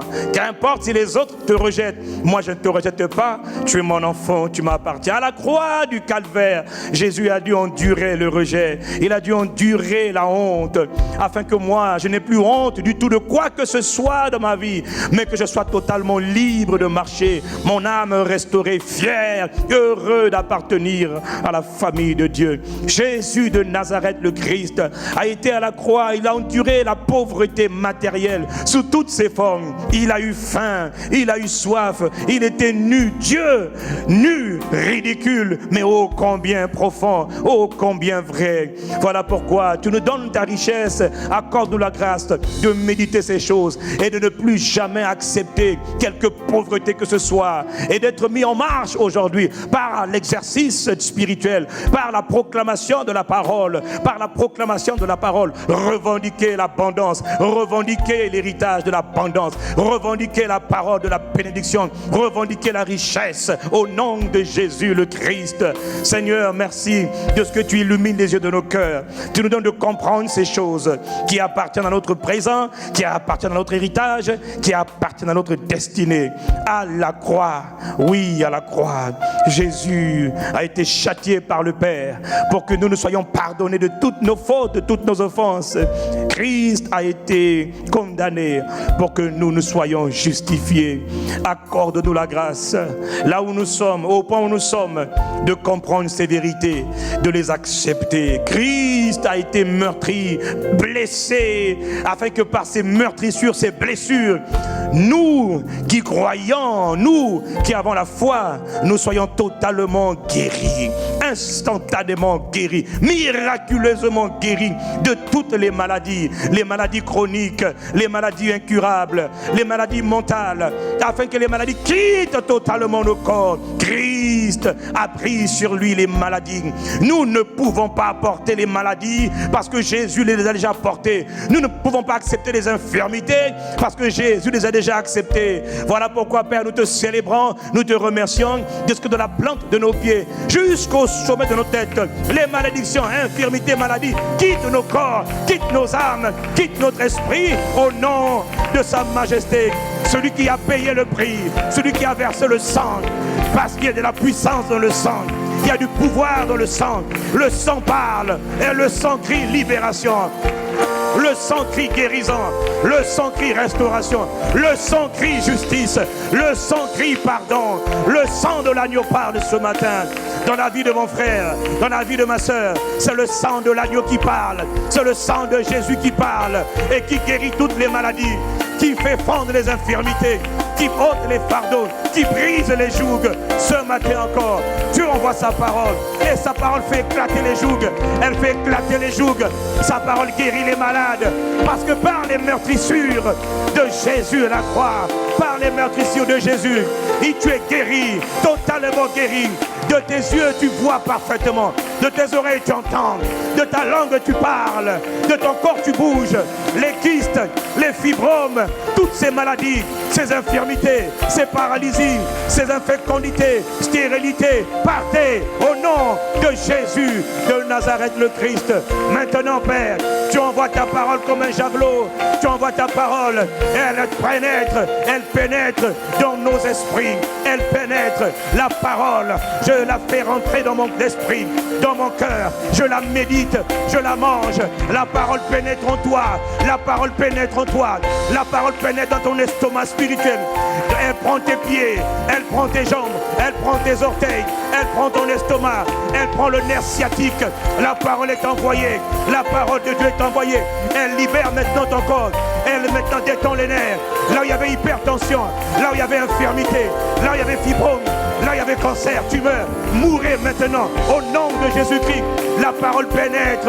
Jésus a pris tes infirmités, il a pris tes maladies, il a pris tes douleurs, la douleur au dos, la douleur au bas du dos, la douleur dans le haut du dos, la douleur dans ton estomac, la douleur part maintenant, la douleur part, douleur part, douleur part, au nom de Jésus, maintenant, douleur partez, quittez les corps, quittez les corps, quittez les corps, quittez les corps, infirmité, lâchez prise, le sang de Jésus est contre vous, maladie, tu as un nom, quel que soit ton nom, touche là où tu as mal, parle à ton corps, je reçois la guérison, Jésus à la croix m'a sauvé, je reçois mon salut, je reçois ma délivrance, je reçois ma guérison, ma libération, je n'accepte pas les oppressions, je rejette oppression démoniaque, obsession démoniaque, je brise ton pouvoir sur la vie de ce peuple pour lequel le sang de Jésus a été versé. Maintenant, merci, tu envoies ta parole et ta parole guérit et ta parole restaure. Et ce cœur, et cette malformation de cœur que tu as, cette malformation de cœur que tu as, le Saint-Esprit te guérit maintenant. Jésus a pris, il soulève cette malformation de ton cœur. Dans ton cœur là, ton cœur humain, tu as une malformation. Le Saint-Esprit l'enlève maintenant. Jésus a pris cette malformation de cœur, cette maladie cardiaque que tu ressens, cette maladie cardiaque qui t'a été déclarée, tu en es guéri maintenant. Quelqu'un me dit je reçois. Quelqu'un me dit je reçois toute ma guérison dans tout mon corps, de la plante de mes pieds jusqu'au sommet de ma tête. Je suis guéri, je suis libéré, je suis guéri, je suis restauré, je suis secouru, je suis en bénédiction maintenant dans tout ce que je fais, dans tout ce que je touche. Je suis béni, je suis accepté par le chef d'État de l'univers. Je suis privilégié, je suis choyé, je suis aimé de Dieu. Merci. Je reçois cette parole. Elle pénètre dans tout mon être, mon corps, mon esprit et mon âme.